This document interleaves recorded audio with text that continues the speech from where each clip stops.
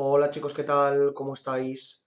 Bueno, en el vídeo de hoy venimos a analizar otro tipo de función, el cual en este caso nos va a permitir trabajar con dos funciones distintas a la vez. ¿A qué nos referimos con esto? Vamos a analizar una función de tipo valor absoluto, la cual, como decimos, vamos a estar trabajando a la vez con la función valor absoluto y como la tendremos que dividir en dos partes, también estaremos trabajando con funciones por partes. ¿De acuerdo? Entonces esto nos viene muy bien para poder trabajar con ambos casos. Entonces, vamos a poner una función que es bastante interesante y ver qué es lo que ocurre con ella porque tenemos muchas características especiales para nuestra función, que es la función f de x igual al valor absoluto de x al cuadrado más 2x menos 3. ¿Vale? Entonces, ¿qué es lo que ocurre? Lo primero es que tenemos que ser capaces de definir nuestra función estratificada por partes, ¿de acuerdo? Entonces tenemos que ver que recordáis que aquellos valores en los cuales la función era negativa, lo único que hacíamos era ponerle el valor absoluto, o lo que es lo mismo, ponerle un menos delante de la función, y todo lo demás lo manteníamos, ¿de acuerdo? Entonces vamos a ver, en este caso, ¿qué es lo que nos ocurrirá? Yo, para saber qué valores estarán por debajo o por encima del cero, lo primero que tendré que hacer será encontrar dónde paso de positivo a negativo o de negativo a positivo, es decir, los cortes con los ejes. Por lo tanto, ya puedo ir encontrando ciertos datos de mi función, ¿vale? Como siempre, los vamos a apuntar por aquí y vamos a ver. El primero de ellos será, lógicamente, que el dominio de mi función, el dominio de f de x, será todos los reales, ¿de acuerdo?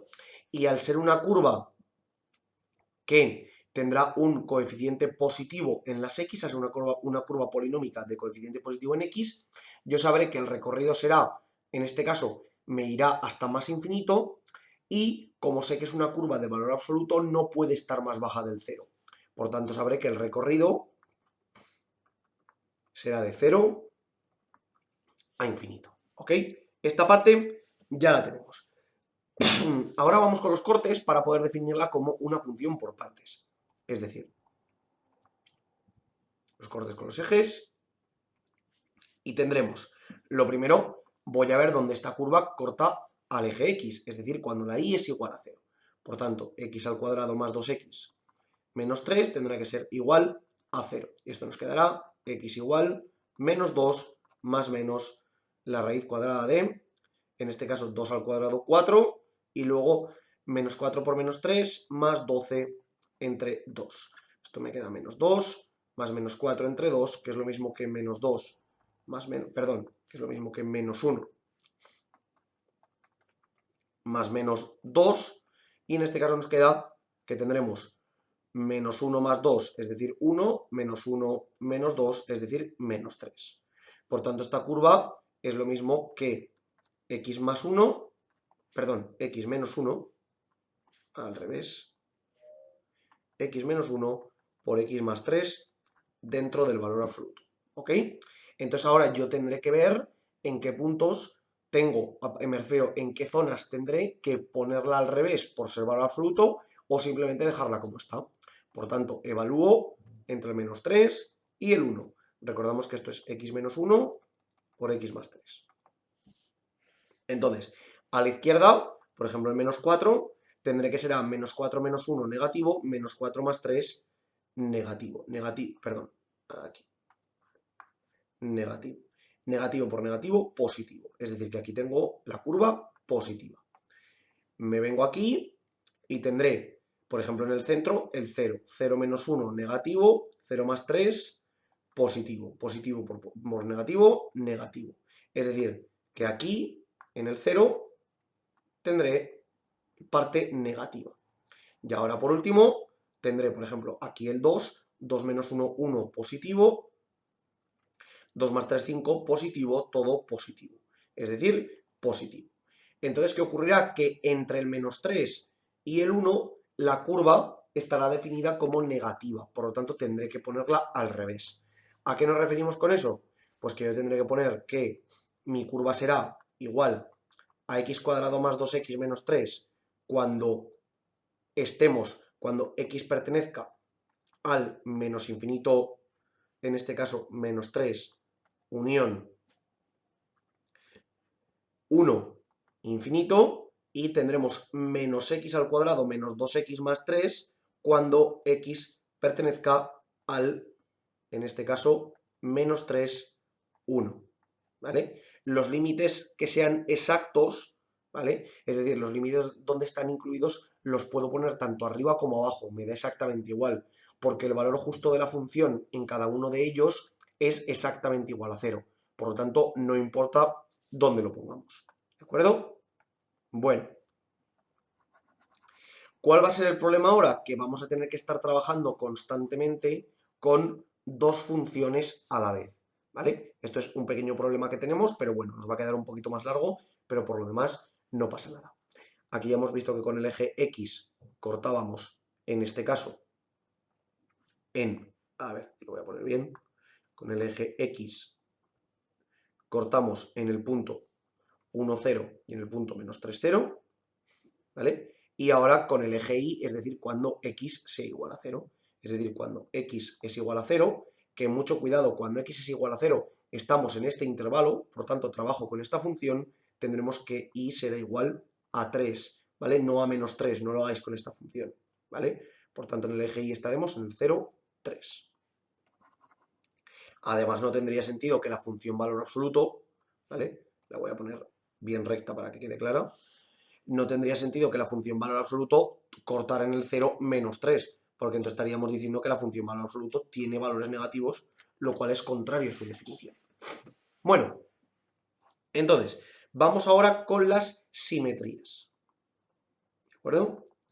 Tendremos que trabajar de nuevo ambos intervalos. Es decir, para el primer intervalo, f de x igual a f de menos x para que sea par.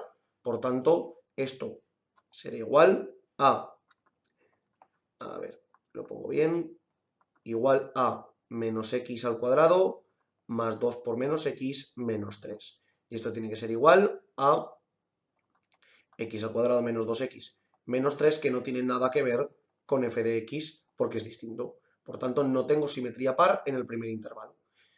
Y ahora hago f de x igual a menos f de menos x, es decir, menos esto, menos x cuadrado más 2x menos 3, que tampoco tiene nada que ver con f de x, ¿vale? Como podemos ver por este menos. Por tanto, ni par ni impar en el primer intervalo. Y como podemos ver, se podría volver a hacer, pero realmente vamos a llegar exactamente al mismo resultado en caso de que tuviéramos una simetría de otro tipo, ¿vale? Es decir, vamos a llegar exactamente al mismo resultado, aunque yo lo haga sobre el segundo apartado también, ¿ok? Entonces no es necesario que lo hagamos y ya podemos poner que no hay simetrías. Venga. Bueno, entonces seguimos ahora. Tampoco tendremos, lógicamente, periodo, ¿vale? Al no tener una función periódica de ningún tipo, no tenemos trigonometría por ningún lado, por lo tanto, en general no vamos a tener periodo, ¿vale? Y ahora nos vamos con las asíntotas. ¿Pero qué es la parte buena? Como ya hemos analizado las funciones polinómicas, y en este caso lo que tenemos es el valor absoluto de una de ellas, el comportamiento del valor absoluto en términos asintóticos es exactamente el mismo que el comportamiento de la propia función. Por lo tanto, como ya sabemos que las funciones polinómicas no presentan ninguna de las tres asíntotas, y sobre todo las cuadráticas, podemos decir directamente que no tenemos asíntotas, ¿vale? Podríais determinarlo a base de calcular los límites en más menos infinito y ver que en efecto esto se cumple, ¿vale? Pero simplemente para que lo tengáis en cuenta. Antes de entrar con la monotonía de la función, ya sabéis, el crecimiento, el máximo, mínimo, crecimiento y decrecimiento, vamos a estudiar la continuidad de esta función. En este caso, la continuidad no es tan obvia, porque si nosotros dijéramos, bueno, como la función es continua por ser una función polinómica, automáticamente es obvio que va a ser así. Pues vamos a estudiarla poco a poco, porque ¿qué es lo que nos ocurre? Recordad que, lógicamente, en todo este tramo y en todo este tramo, es verdad que la función va a ser constantemente continua porque tenemos una función polinómica.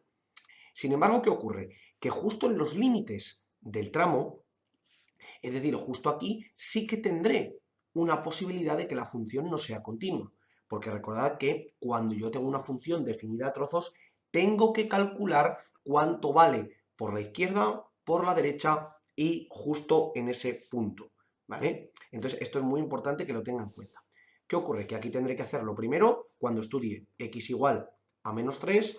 La parte buena es que yo ya sé cuánto vale la función en menos 3, porque hemos visto que era una raíz, por lo tanto debería ser 0, ¿vale? Entonces, si calculo el límite cuando x tiende a menos 3 negativo, que será de esta función, ¿vale? Muy importante que sea esa función, ¿vale? Porque es la que está definida en menos 3 negativo, menos 3 por la izquierda, en x cuadrado más 2x menos 3, esto será, en este caso, menos 3 al cuadrado más 2, en este caso, a ver, borro por aquí, 2 por menos 3, esto será menos 3 al cuadrado, 9, y tendremos menos 6 menos 3, que esto es 0, ¿vale? Si vengo al límite cuando voy por el menos 3 por la derecha, en ahora tendré que trabajar con esta función de aquí, es decir, con menos x al cuadrado menos 2x más 3. Y esto me da menos 3 al cuadrado, menos 2 por menos 3, más 3. Y esto es menos 3 al cuadrado, 9 con el menos 9, menos 2 por menos 3 más 6, más 3, en este caso 0. Y lógicamente el valor f de menos 3, que la hemos definido abajo, aunque la podíamos haber definido arriba, también será igual a 0.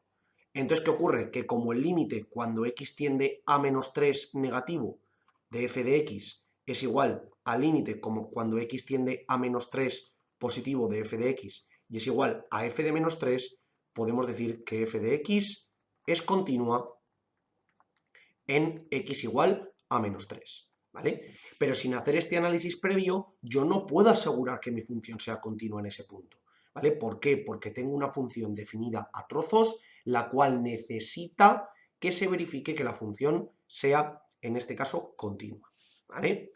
Bueno, y ahora vamos con x igual a 1. Tendré que hacer exactamente lo mismo en este caso, ¿vale? Es decir, cuando tengo x igual a 1, tendré de nuevo límite por la izquierda, límite por la derecha y justo la función en el punto. Pero mucho cuidado, porque lo que antes era izquierda, una función, ahora será la otra, y lo que antes era derecha, una función, ahora será la otra. Es decir, el límite cuando x tiende a 1 negativo, ahora tengo que trabajar con esta función de aquí, porque el 1 negativo, los números un poquito más pequeños que 1 están en esta función. Menos x al cuadrado menos 2x más 3. Esto será menos 1 al cuadrado menos 2 por 1 más 3. 1 al cuadrado es 1 con el menos menos 1, menos 2 por 1 menos 2 más 3 es igual a 0. ¿Vale? Límite por la derecha, cuando x tiende a 1 positivo, será la función de arriba, x cuadrado más 2x menos 3, y en este caso tendremos que será ese 1 al cuadrado más 2 por 1 menos 3, es decir, 1 más 2 menos 3, es decir, 0. Y de nuevo, f de 1, que está definida en la de abajo, hemos visto que sería exactamente igual a 0.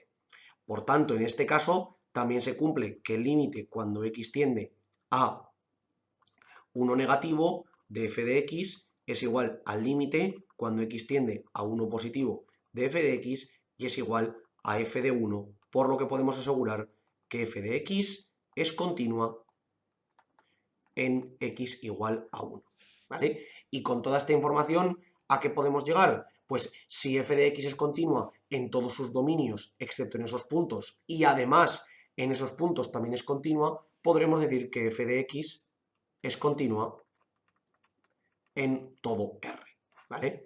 Esto es importante y no lo podemos asumir de primeras, ¿vale? Porque imaginad que en vez de una función valor absoluto nos han definido una función a trozos en general. Entonces, en esa función a trozos tendré que verificar si es continua o no es continua y además si tengo algún tipo de discontinuidad, ya sea evitable e inevitable, de salto finito o infinito. Por tanto, estudiar la continuidad es muy importante. Seguimos entonces con la monotonía de la función, la cual, si recordáis, lo que íbamos a ver es los términos, los estados de crecimiento y de decrecimiento de mi función, ¿vale? Entonces, vamos a ver que voy a tener peculiaridades porque voy a tener que trabajar con la derivada de las dos funciones, ¿vale? Es decir, voy a poner por aquí f' de x, será, como siempre, en este caso, 2x más 2, cuando, bueno, voy a poner primero menos 2x menos 2, cuando x pertenece al menos 3, 1, ¿vale? En este caso no lo voy a incluir porque ya sabéis que la derivabilidad no está determinada justo en los límites y 2x más 2 para el resto, ¿vale? Lo voy a poner tal que sí para no volver a poner todo esto de aquí arriba. Entonces, ¿qué ocurre? Que ahora me va a ocurrir una cosa muy curiosa, que es que lógicamente la derivada se va a anular en un punto, ¿vale? O en varios puntos, veremos si coinciden arriba y abajo.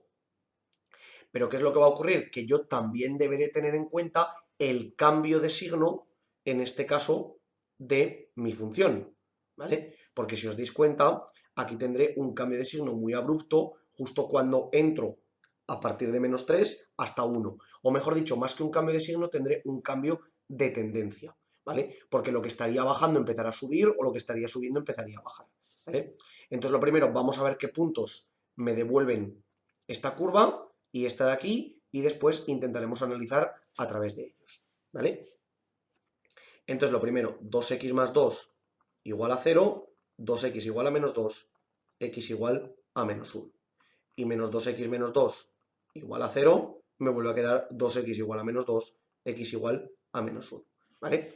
Por tanto, la curva lo que me está diciendo es que en x igual a menos 1 voy a tener un máximo o un mínimo, ¿vale? Es decir, en x igual a menos 1 tengo un punto crítico, ¿vale? Pero como os digo, he de estudiar tanto en este caso la derivabilidad, el signo de la pendiente de la recta tangente en el punto x igual a menos 1 a la izquierda y a la derecha de él, pero también en los límites que tengo con respecto al cambio de signo por haber aplicado, en este caso, el valor absoluto, ¿vale? Entonces tendré que estudiar el punto menos 1, también el menos 3, también el 1 y todos los demás, ¿vale? Y ver qué es lo que ocurre a izquierda y a derecha de cada uno de ellos, ¿vale? Teniendo en cuenta muy importante el signo de la derivada dependiendo de dónde esté, ¿vale? Porque, por ejemplo, a la izquierda de menos 3 tendré que estudiar esta derivada. Entre menos 3 y menos 1 tendré que estudiar esta. Entre menos 1 y 1 tendré que volver a estudiar esta. Y de 1 a la derecha tendré que volver a estudiar esta, ¿vale? Recordad dónde está definida cada una de ellas. Yo tengo que trabajar con la función según el intervalo en el que esté definida. No puedo trabajar con una función fuera del intervalo de su definición. Si recordáis, en el vídeo del análisis de los logaritmos veíamos claramente que yo no puedo trabajar con valores que no estén dentro del dominio de mi función. Pues en esto ocurre exactamente lo mismo. Entonces, por ejemplo, el punto menos 4, que el punto menos 4 está definida en la primera. Yo tendré que f' de, en este caso, menos 4, será, concretamente, pues tendremos que será 2 por menos 4 más 2, esto es menos 8 más 2, es decir, menor que 0. Por lo tanto, aquí me quedará una curva negativa, una pendiente de la recta tangente negativa. Ahora, entre medias, en el menos 2, ¿vale? Lo voy a marcar por aquí, f' de menos 2. Ahora ya tengo que trabajar en esta de aquí, ¿vale? Porque ya estoy entre menos 3 y 1, ¿vale? Esto será menos 2 por menos 2, menos 2, que será menos 2 por menos 2, 4, menos 2, 2, mayor que 0. Por tanto, aquí tengo positiva. Ya puedo ver que si aquí tengo negativa, a la izquierda vengo decreciendo y aquí empiezo a crecer, en x igual a menos 3 tendré un mínimo, ¿de acuerdo? Ya puedo trabajar con esta información. Y veis que es un mínimo que la derivada no nos lo daba, ¿de acuerdo? ¿Por qué? Porque hemos de tener en cuenta los cambios de signo de nuestra curva por el hecho de ser, en este caso, de valor absoluto. Bueno, ¿y ahora qué tendremos? Pues ahora tendremos de nuevo f' a la derecha del menos 1, es decir, por ejemplo, el 0, f' de 0, que será menos 2 por 0, 0, menos 2, menor que 0, es decir, que aquí será negativa, ¿vale? Podemos ver también que si me acerco creciendo y me alejo decreciendo, en x igual a menos 1 tendré un máximo, ¿vale? Y ahora, por último, miramos a la derecha de 1, es decir, f' de 1, vuelvo a trabajar con la curva de arriba porque es la que me interesa, y me quedará que es igual 2 por 1 más 2 mayor, a ver, que lo pongo bien, mayor que 0. Por lo tanto, aquí también me queda positiva y me vuelve a ocurrir lo mismo que antes. Este punto será un mínimo en x igual, en este caso, a 1 tendremos también un mínimo, ¿vale? Un mínimo que no me daba la derivada, ¿de acuerdo? Esto hemos de tenerlo muy en cuenta porque es muy importante y bastante distinto a cómo habíamos trabajado hasta ahora, ¿vale? Entonces, ¿qué tendré? Pues tendré que f de x crecerá, en este caso, entre el menos 3 y el menos 1, el menos 3 y el menos 1, unido con el 1 hasta el infinito, ¿vale? Y f de x decrecerá desde menos infinito hasta menos 3, desde menos infinito hasta menos 3, unido con, en este caso, desde menos 1 hasta 1. ¿Vale? Este será el crecimiento y decrecimiento de mi función. ¿Vale? ¿Qué es lo que nos ocurrirá ahora? Que una vez ya tengo determinados todos los máximos y los mínimos, que muy importante, habéis visto que algunos no me los da la derivada. Si yo solamente me hubiera centrado en la derivada, hubiera perdido dos mínimos en este caso. Ahora vamos a estudiar la curvatura de nuestra función, ¿vale? Entonces con la curvatura vamos a tener que hacer exactamente lo mismo. Es decir, borro por aquí, pongo por aquí la curvatura y sacaremos la segunda derivada. Ahora ya borro todo esto. F doble' de x, derivo como siempre primero arriba, que será 2 para todos los demás, y abajo menos 2 para cuando x pertenece a menos 3, a ver, entre menos 3 y 1, ¿vale? ¿Qué ocurre? Que aquí, como podemos ver, si aplicamos la definición clásica de curvatura, es decir, de punto de inflexión, yo tendría que igualar cada uno de estos valores a 0 y ver para cuál se cumple. Es decir, 2 igual a 0 o menos 2 igual a 0. Y podemos ver que, lógicamente, esto no tiene sentido. Entonces diríamos, bueno, no tengo ningún punto de inflexión, pero nos vuelve a ocurrir exactamente lo mismo que antes. Yo tengo que trabajar con este cambio de signo. Y además, como podéis ver, aquí cambia claramente la curvatura porque el signo de la segunda derivada es claramente distinto para cada una de ellas, ¿vale? Entonces, ¿qué es lo que tendré? Tendré que cuando x pertenezca, voy a ponerlo por aquí, cuando x pertenece al menos 3, 1, la curva f de x será convexa por ser esa derivada segunda negativa, y cuando x pertenezca al resto, entonces cuando x pertenezca al resto, tendremos que f de x será cóncava, ¿vale? Entonces, ¿qué ocurre? Que si aquí tengo el menos 3, aquí tengo el 1, aquí la segunda derivada es positiva, aquí la segunda derivada es negativa, y aquí la segunda derivada es positiva, este punto y este punto tienen que ser puntos de inflexión, porque si recordáis definíamos el punto de inflexión como aquel punto a partir del cual la curvatura de una función cambia. Entonces, en x igual a menos 3 y en x igual a 1 tendré puntos de inflexión que en este caso tampoco me los daría mi derivada si yo solamente me centrara en eso, ¿vale? Entonces, esta curva era muy importante de analizar y era un poquito diferente a las demás porque nos daba muchas características que si yo solamente tenía en cuenta los conceptos básicos que habíamos visto y los mecanizaba, es decir, derivo, igualo a 0 y saco los valores, derivo otra vez, igualo a 0 y saco los valores. Ahí tengo un problema, ¿vale? Tengo que analizar primero la curva desde fuera y entender cómo funciona, ¿vale? Entonces, vamos a ir ahora al gráfico, como hacemos siempre, y determinar el valor absoluto de esta función para ver cómo va a funcionar y ver si esto que hemos hecho tiene todo sentido.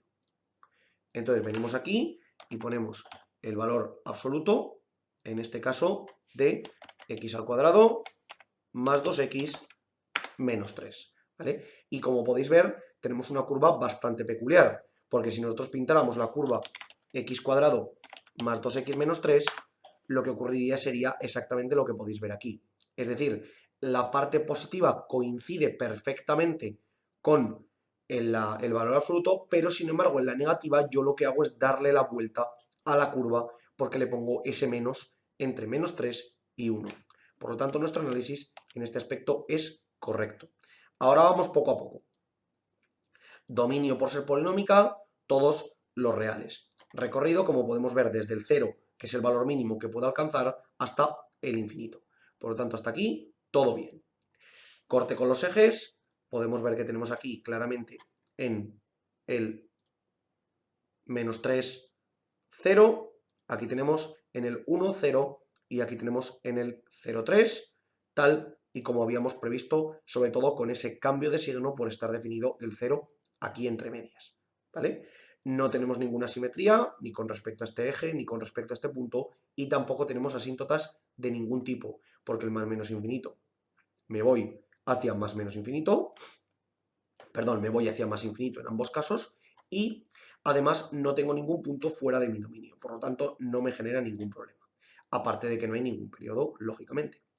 Y aquí, como podéis ver, este punto A y este punto B son mínimos, mínimos que la función no me los determina, ¿vale? Que es lo que hemos calculado aquí, x igual a -3 y x igual a 1 son mínimos, aparte de este punto que tenemos aquí, el punto -1, en este caso en x igual a -1, tendría un máximo. Por lo tanto, vengo decreciendo desde el menos infinito, por aquí, empiezo a crecer hasta el -1, desde que vengo aquí hasta el -1, vuelvo a decrecer otra vez hasta el 1 y a partir de aquí me vuelvo a ir otra vez creciendo hasta el infinito. Por lo tanto, el análisis que hemos hecho del crecimiento y decrecimiento y los máximos y los mínimos es correcto. Y además vamos a ver, en este caso, la curvatura de nuestra función. Vemos claramente que yo aquí tendría una función que en general sería cóncava, la curva miraría hacia arriba, pero sin embargo en todo este trozo la curva mira claramente hacia abajo. Por lo tanto, ¿qué es lo que tenemos? Tenemos que si aquí mira todo el rato para arriba, en todo este trozo será cóncava, es decir, del -3 a la izquierda y del 1 a la derecha la función será cóncava, y sin embargo en este punto será convexa, que es exactamente lo que nos está diciendo la curvatura de nuestra función, que vemos que en ese intervalo será convexa y en el resto será cóncava, y lógicamente estos puntos van a ser puntos de cambio de la curvatura, por lo tanto tendré que en efecto esa curvatura cambiará y tendré dos puntos de inflexión en x igual a -3 y en x igual a 1. Por lo tanto, de nuevo, nuestro análisis, nuestro cálculo analítico corresponde con el cálculo geométrico. Habéis visto, chicos, como hemos dicho antes, una función que es relativamente peculiar con respecto a las que hemos visto hasta el momento. ¿Por qué? Pues principalmente porque lo que ocurre es que muchos de los datos que yo tengo en mi análisis no aparecen, en este caso, en el propio análisis. Es decir, la derivada no me da los valores que yo necesito, en algunos casos. ¿Por qué es peculiar? Porque yo siempre tengo que trabajar también con los límites de las funciones donde cambian su dominio. ¿Vale? Esto es muy importante. Ya lo vimos con el logaritmo, lo vimos con las raíces cuadradas y en general tenemos que tener siempre muy en cuenta el límite de las funciones, mejor dicho, el límite del dominio de las funciones, porque en esos casos pueden ocurrir algunas características peculiares que tenemos que estudiar con precisión. Como os digo siempre, chicos, por favor, cualquier duda, cuestión o pregunta que tengáis, dejadlo en los comentarios y nosotros la intentaremos resolver. Por lo demás, muchísimas gracias por ver el vídeo, espero que os haya servido y que vaya bien.